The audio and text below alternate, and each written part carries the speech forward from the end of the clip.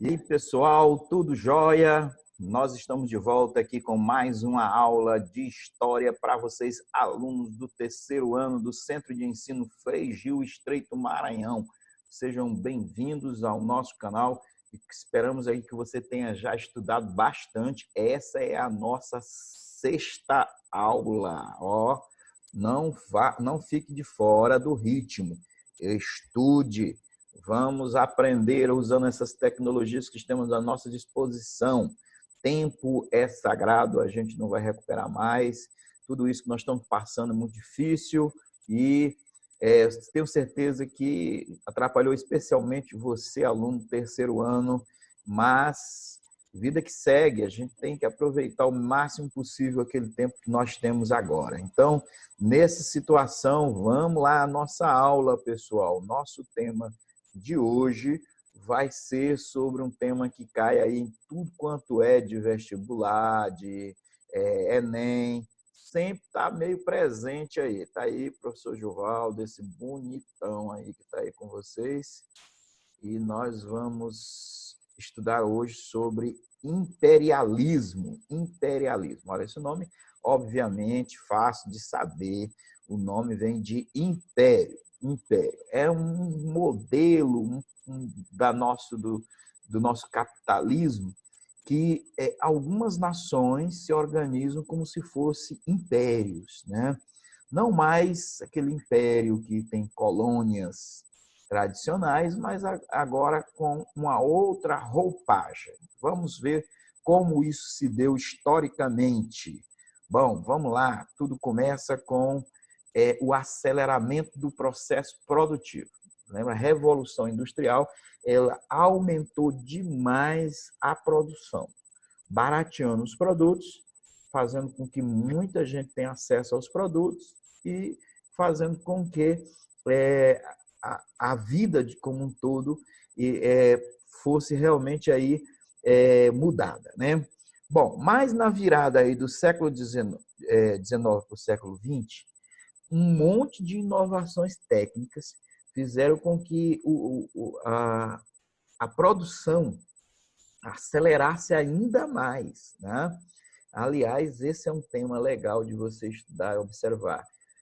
Essas ondas de aceleração do progresso da humanidade depois aí da ciência e da Revolução Industrial, né?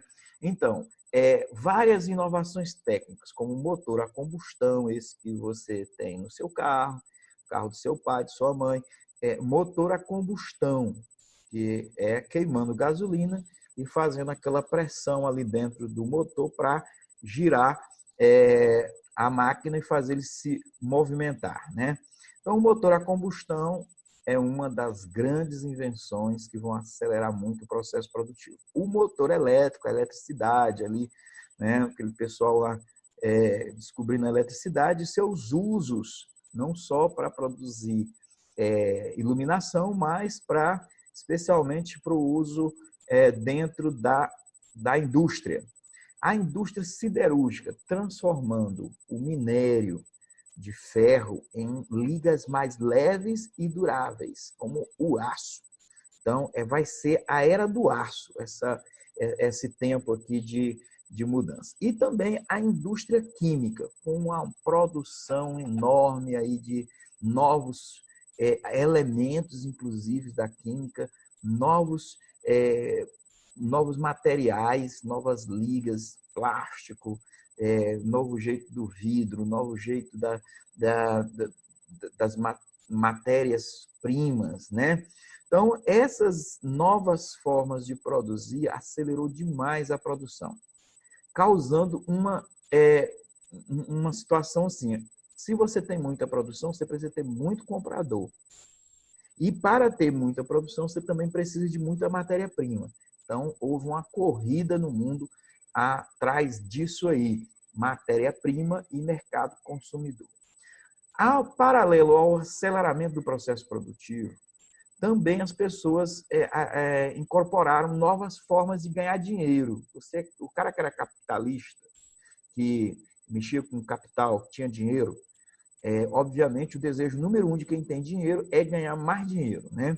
Então, o sujeito pensou como ganhar dinheiro. Ele talvez não tivesse aquele tino industrial de produzir materiais, organizar a produção de uma maneira que ele pudesse juntar aí bilhões de dólares, né? Mas ele queria ganhar dinheiro com esse negócio, com essa onda aí, né? Então, um mercado que vai crescer muito é o mercado financeiro. O mercado financeiro. E talvez o século XXI foi a era, o século XX foi a era que aprimorou esse negócio do mercado financeiro. O mercado financeiro nada mais é do que as pessoas venderem dinheiro, tá? Venderem dinheiro. Eles colocam dinheiro aí em vários mecanismos que chegam na mão daqueles que querem montar seus negócios. E aí a pessoa que colocou o dinheiro no negócio ganha parte dos lucros, né? E quem está efetivamente fazendo o negócio acontecer fica com outra parte do lucro, né? Bom, então o capitalismo, nessas duas frentes, tanto o industrial quanto o financeiro, vão se organizar. E vai surgir aí, por conta da falta de regulação, lembra do liberalismo? O liberalismo dizia que o mercado regularia o próprio mercado, não precisava de regras. Então, lei da oferta e procura, tal, aquelas coisas todas ali que dizia que o Estado não deveria se meter na economia de forma alguma. Bom, o Estado não se meteu. E o que aconteceu? Aconteceu o monopólio industrial. Aliás, poucas pessoas acabaram concentrando a maioria do dinheiro e a maioria da produção, dominando a produção. E com isso, eles fizeram o monopólio. O que é o monopólio?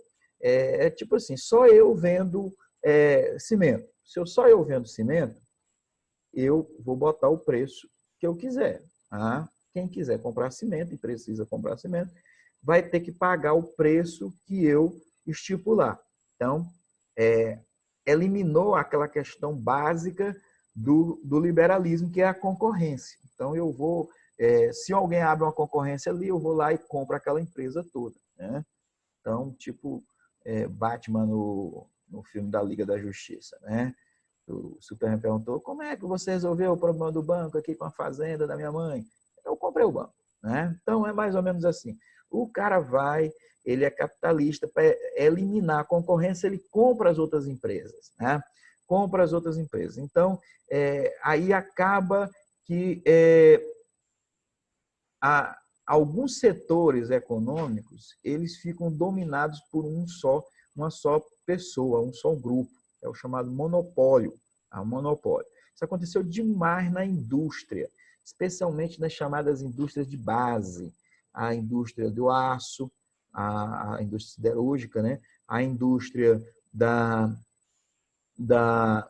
energia, né? Seja ela na forma de petróleo, na forma de energia elétrica. Então, essas formas de energia eram dominadas por um grupo só, que detinha, então, e fazia o preço acontecer, né? Uma outra coisa que aconteceu muito foi o trust, a fusão de diversas empresas do mesmo ramo. Empresas que eram dominadas, que dominavam todas as etapas da produção. Então, tipo assim, aqui nós temos, em todas as nossas cidades, nós temos o Armazém Paraíba, né? Até soube aí que o seu Claudino faleceu agora, né? Que é o fundador do Paraíba. Então, o Paraíba é uma questão interessante dessa questão de trust, né? Porque ele tem a fábrica de móveis, ele tem a fábrica de eletrodoméstico, a fábrica de roupas, e eles comercializam tudo isso. E eles têm a transportadora que traz da fábrica para as lojas, ele tem a empresa que faz até a propaganda deles, então tudo ali, a produção inteira, todas as etapas da produção pertencem a um grupo só, o Grupo Claudino, né? Então, é um trust. Então, isso aconteceu demais na virada do século XIX para o século XX. O cara comprando todas as lojas daquele setor, todos os locais onde se produzia em cada etapa da produção, seja na extração da natureza, na transformação, seja na comercialização. Toda aquela etapa ali estava dominada pelos, pelo mesmo setor. A outra coisa é o cartel. Esse aqui é muito conhecido do brasileiro. O cartel é quando grandes empresas estabelecem entre si um acordo com o objetivo de controlar os preços ou o mercado de um determinado setor. Por exemplo, acontece demais em termos de combustíveis, postos de gasolina. O pessoal combina os preços. E aí não tem a concorrência. Por quê? Combina os preços assim, diferença de centavos de um para o outro. Né? Tem lugar que o pessoal coloca até 3 dígitos lá do preço da gasolina para dizer que tem diferença, mas na verdade a diferença é pouquíssima, né? Pouquíssima. Então, é o cartel. O pessoal está combinando os preços. Isso aí é uma coisa que acontece até os dias de hoje. Então, se o Estado não regular os preços, não regular o mercado acaba se ajustando para poder ter mais ganhos e ter menos prejuízo. Tá? A outra coisa é as holdings, empresas que detêm o controle acionário sobre outras empresas, embora elas mantenham denominações próprias e independência. Você certamente é enganado com essa questão bem aqui. Você está dizendo assim, eu não vou comprar dessa marca mais. Aí você vai lá e compra de outra marca. Mas aquela outra marca também pertence ao mesmo grupo que controla aquela outra marca concorrente. Então, as duas continuam concorrendo, continuam produzindo, mas todas pertencem ao mesmo dono. Por exemplo, nós temos vários grupos no Brasil que produzem inúmeras marcas. Né? Você, por exemplo, tem lugares que até questão de supermercado. Aqui no Maranhão, por exemplo, você tem o supermercado Mateus, né? Aí você tem Mateus, Camino, tudo a mesma holding. E eles têm a mesma marca e às vezes estão concorrendo um com o outro, mas tudo é do mesmo dono. Né? E várias outras empresas, todas são do mesmo ramo e concorrem umas com as outras, mas são do mesmo dono. É questão de cerveja também no Brasil. Né? Cerveja, existem um monte de cervejas que são do mesmo dono. Aquela produtora de alimentos, né? Tem a Sadia e a Perdigão.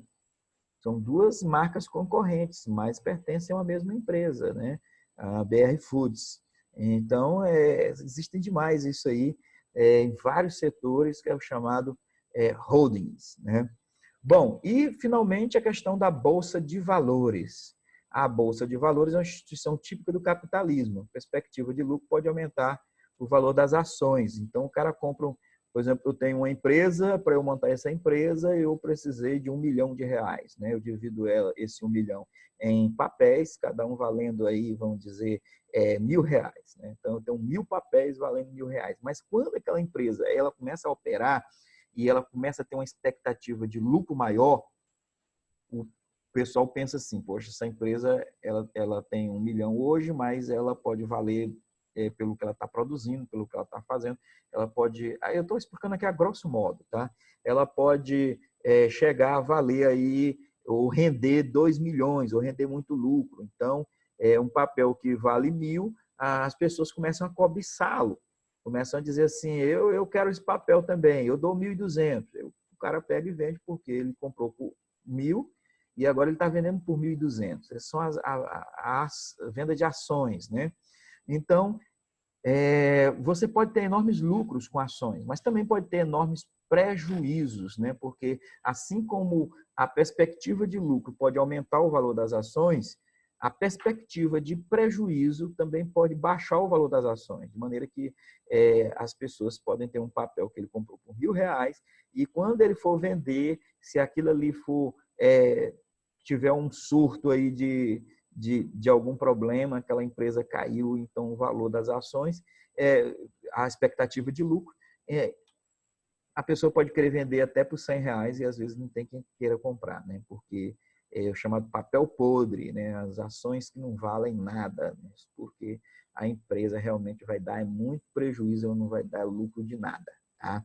Beleza, gente boa? Então, essas coisas aqui são coisas que aconteceram e acontecem no mundo capitalista. Tudo isso gera sucessivas crises. Então, a aceleração da produção, produz demais. Então, quando tem um excesso de produção, toda vez que você vai falar em crise no capitalismo, quase sempre é porque a produção está muito alta, né? Aí começa a dar um efeito cascata com vários problemas, né? E geram muitas crises. Então, entre 1873 e 1885, houve uma crise econômica global gerada pelo crescimento do monopólio da produção, por salários baixos e demissões e por falta de mercado consumidor. Olha aqui como é que é o negócio, né? Então, tudo isso porque as economias industriais eram gerenciadas por um liberalismo selvagem, né? Sem nenhuma regulação do mercado. O governo não regulava a questão dos salários, não regulava a questão da lei, não tinha lei trabalhista nenhuma, né? Então, o pessoal, às vezes, na expectativa de lucro ou de prejuízo, demitia todos os seus servidores, fazia aquela coisa toda, baixava os salários, e se o servidor não quisesse trabalhar, ele tinha outros que queriam, né? Então, havia toda essa situação e que gerava sucessivas crises econômicas, né? Aquele negócio da livre iniciativa, provando aqui, mais uma vez, que nem sempre isso funciona. Bom, mas isso tudo motivou as nações industriais a procurarem mercados consumidores, nos quais eles pudessem vender seus produtos sem estarem sujeitos a essas ondas de crises que o mercado, às vezes, interno gerava lá em seus países. Então, essa fase em que as nações industriais vão atrás de novos mercados consumidores, de novos mercados fornecedores de matéria-prima, é chamado de imperialismo ou neocolonialismo. Você vai encontrar muito nos livros com esses dois nomes. Então, imperialismo é o nome da fase do capitalismo que nasceu nas últimas décadas do século XIX, quando os monopólios dos países capitalistas avançaram, começando a investir capital em outros países, né? Em outros países. Então, isso aí gerou realmente uma grande corrida pelo mundo atrás de novos mercados. Então, o monopólio imperialista domina e explora determinado país, obtendo principalmente matérias-primas baratas, mercado consumidor, mão de obra barata e abundante. Então, essa era a busca que esses mercados capitalistas dominantes procuravam pelo mundo. Tá? Bom, o nome também disso é neocolonialismo, como a gente já colocou. Então, países periféricos exportam gêneros primários, tipo carvão, tipo minério de ferro, tipo algodão, tipo materiais, por exemplo, na Índia, que tinha muito coisa de chá, né? Essas coisas todas. No Brasil, café.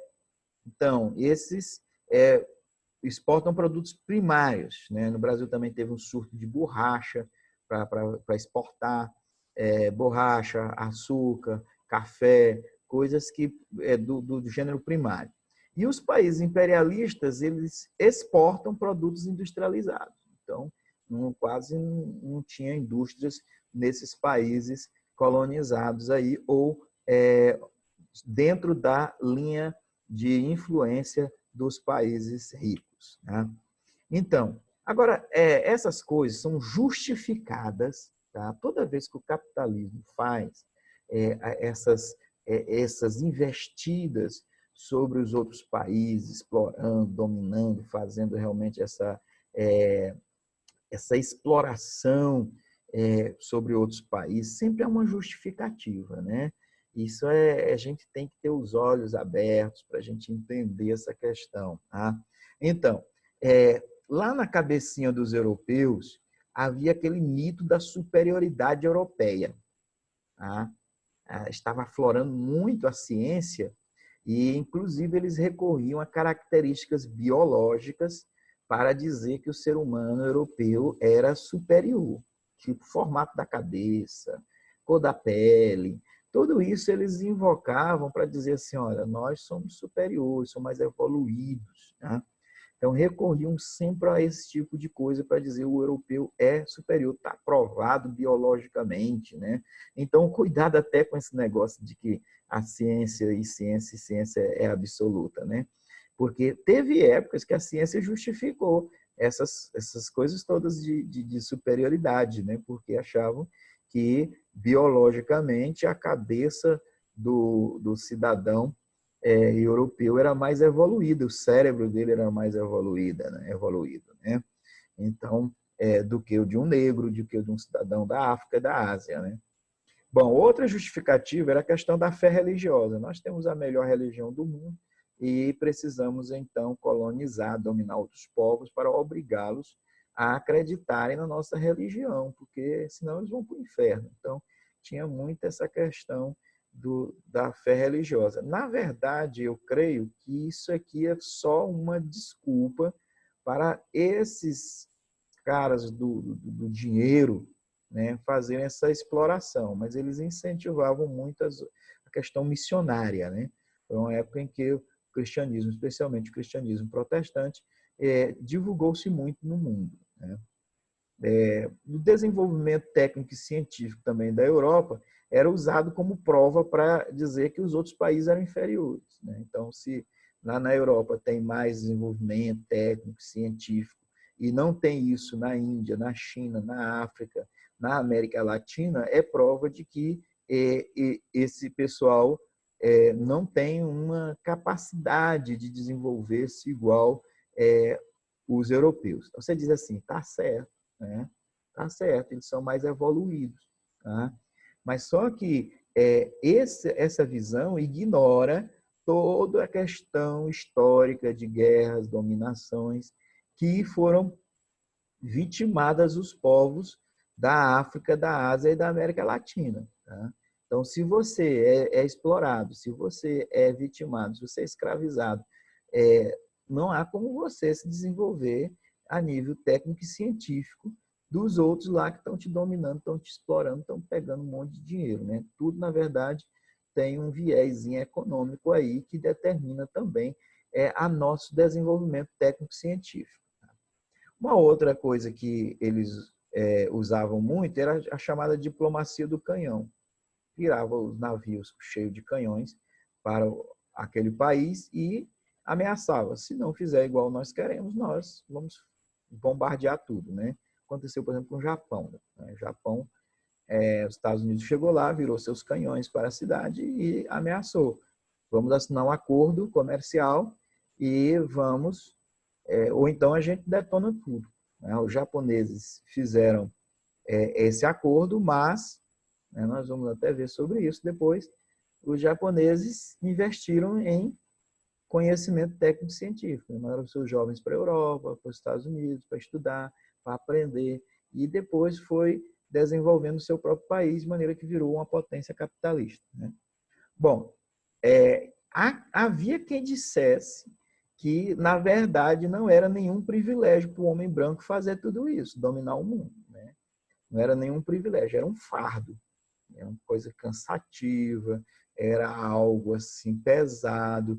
O ser humano, o homem branco, podia muito bem estar só na Europa desfrutando de seu desenvolvimento técnico-científico, mas eles se colocaram na missão de levar a civilização ao mundo, e para isso era uma missão, um sacrifício que eles estavam fazendo pelo bem da humanidade, tá? Esqueceram aqui de dizer que todo esse desenvolvimento técnico-científico e o luxo que existia na Europa vinha dessa exploração que o homem branco fazia em outras regiões do mundo. Então, olha um exemplo dessa exploração, dessa ocupação europeia. Aqui está um mapa da África antes desse processo todo, tá? Então, você vê aqui, Estados Islâmicos. Você tem vários países aqui que eram dominados por governos muçulmanos. Tem o Império Otomano, o Egito, a Nigéria, aliás, a Núbia, né? A Tripolitânia, né? Tunísia, Marrocos. Então, várias dessas situações eram povos islâmicos. Outros haviam países africanos, reinos africanos, vários aqui, ó, esses roxinhos aqui, eram reinos africanos independentes, né? E havia estados boeres, né, que era aqui na África do Sul, né? Eram uma dominação, colonos holandeses, né? Eles vieram para cá e criaram um país livre aqui, tá? Chamado Boers. Então, eles criaram um país livre aqui, independente da Holanda, né? Então, e havia territórios coloniais, como a Angola, que pertencia a Portugal, Moçambique, a colônia do Cabo pertencia aos ingleses, né? Senegal, Costa do Ouro, e o Gabão, e aí um outro paísinho aqui que eu não estou vendo direitinho o nome. Então, esses povos, a maioria da África eram povos tribais, que ninguém interessava por eles, né? Até essa virada do século XIX para o século XX. Os europeus sentaram numa mesa e dividiram a Europa entre vários domínios de vários países. Você vê hoje a África é um lugar que mais tem países no mundo hoje. Tá? Lá, se eu não me engano, tinha umas 50 e poucas nações, né? Países, né? Mas eles, às vezes, vivem em guerra. Por quê? Porque essa divisão de países aqui não respeitou a divisão natural dos povos, né? O interesse das pessoas, dos africanos, mas os interesses dos europeus. Então, aqui, um território dominado pela França, um território dominado por Portugal, território dominado pela Inglaterra, território dominado pela Bélgica, território dominado pela Holanda, e aí eles foram dividindo entre eles o continente africano. Isso aconteceu, inclusive, lá na Europa. Não tinha um africano lá para dizer assim, não, vamos querer dividir os países assim, não. Eles dividiram lá os países e criaram seus próprios sistemas e acabaram dominando, então, essa região. Tá? Então, a África foi um dos maiores exemplos desse neocolonialismo. Né? Mas a coisa também chegou na Ásia. Quando eu falo Ásia, eu estou falando de toda a região, mais especialmente a Índia, a China e o Japão. Né? Então, a Índia ela entrou nesse processo aí de dominação europeia na chamada Guerra dos Sete Anos. Houve uma Guerra dos 7 anos lá, de vários povos ali, e essa guerra não interessava aos ingleses, aos negócios da Inglaterra. Então, a Inglaterra interviu e passou, na prática, a dominar a Índia. Né? Então, com o longo do tempo, eles foram intensificando essa colonização até chegar mesmo em 1848 à administração direta, a administração em que os ingleses tinham um governador lá, uma pessoa que administrava a Índia de forma completa, né? Mesmo deixando uma série de liberdades civis ali para as pessoas, mas todos tinham que responder à administração direta dos ingleses. Houve um desequilíbrio total da economia indiana. Tudo aqui agora era voltado para atender aos interesses ingleses, né? Aos interesses do mercado inglês. Era levar matérias-primas para a Inglaterra e garantir que os produtos industrializados ingleses chegassem até consumidores na Índia.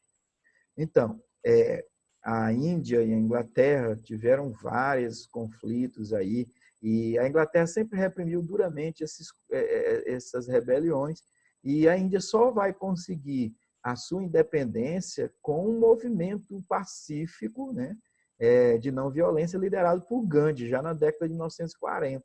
Aliás, toda essa questão do neocolonialismo só vai ser resolvida depois da Segunda Guerra Mundial. Alguns na década de 1970, como no caso das dominações portuguesas na África, só aí na década de 70, dentro do contexto da Guerra Fria, é que vai haver essa descolonização da África. E a China, da mesma forma. A Guerra do Ópio, né, que foi em 1839, 1842, né, expôs aqui a dominação inglesa no território chinês. Né? Que o ópio é uma droga. E as pessoas, os trabalhadores chineses, usavam muito porque aliviava um pouco aí o trabalho, né, deles. Então, é uma maconha da China, né? Então, o pessoal fumava ela lá e cheirava, fazia o escambau, o chá, não sei mais o quê, né? Então, a Guerra do Ópio, porque os ingleses achavam que aquilo ali estava atrapalhando a produção. Então, proibiram o ópio, e aí pronto, aí traficantes, todo mundo foi para cima e houve uma rebelião muito gritante em torno disso. E a Inglaterra, então, aí teve que expor claramente sua dominação sobre a China, né? Abriu os portos, fizeram um tratado aqui em Nanquim, né? Um tratado daqueles tipo do canhão, né? Ou você assina ou morre, e abriu 5 portos chineses à Inglaterra, né? A China, que é um imenso continente, foi dividida em áreas de influência: Inglaterra, França, Alemanha, Rússia e o Japão. Cada um queria um pedaço da China. E só no século XX é que a China finalmente conseguiu aí mais ou menos romper com isso tudo aí na revolta dos Boxers, né? E os chineses aí conseguiram relativamente aí no começo dessa negociação pela independência, mas eles foram duramente reprimidos nesse período aí, tá? Então vai haver ali uma espécie de um imperador chinês, né? Mas só com a revolução mesmo cultural chamada, quando a China ela vai se tornar socialista, comunista, seja lá como se chama, é que vai haver então o fim dessa dominação estrangeira. O Japão, então, aquela história que eu falei aqui, né? O almirante Perry ameaçou lá bombardear os portos japoneses, resultado que o Japão abriu comércio com os Estados Unidos. O Japão é um dos países mais fechados do mundo, né? Bom, aí, mas eles eram muito observadores e aprendiam muito. Então, o que é que acontece? A elite japonesa, ela viu que o mundo estava mudado e que eles tinham uma oportunidade ali. Então, eles investiram em educação. O pessoal, os jovens todos mandaram para a Europa para aprender os negócios, para aprender a tecnologia. E aí começaram, então, a se tornar também um país imperialista, que é uma questão interessante a respeito do Japão. Tá? Bom, o imperialismo na Ásia e na Oceania, né, no início do século XX, é descrito aqui nesse mapa, né? Então, a maioria das áreas aqui estão sob o domínio inglês, né? Então, essa área de roxo aí. Algumas áreas sob domínio dos franceses, outras de holandeses e os alemães vão entrar aí também doendo, e o Japão vai dominar aqui a Coreia. O Japão vai dominar a Coreia e vai ter um interesse aqui na China, quando ele vai dominar uma parte da China insular, chamada Formosa, que hoje tem o nome de Taiwan. Né? Então, uma parte da China que até hoje os chineses dizem que isso aqui tem que voltar para eles, né? E todo mundo considera uma república independente, território independente, tá? Mas os chineses dizem ainda que é deles e os ocidentais entraram, atrapalharam aí a coisa. Tá bom, gente boa? Nós vamos parar aqui. Essa é a nossa aula sobre imperialismo. Se você tiver dúvidas, converse com a gente e vamos estar aí tentando solucionar aí todas as situações. Um abraço para vocês. Até mais. Deus abençoe aí a todos. E em breve oramos para retomar as nossas aulas normais.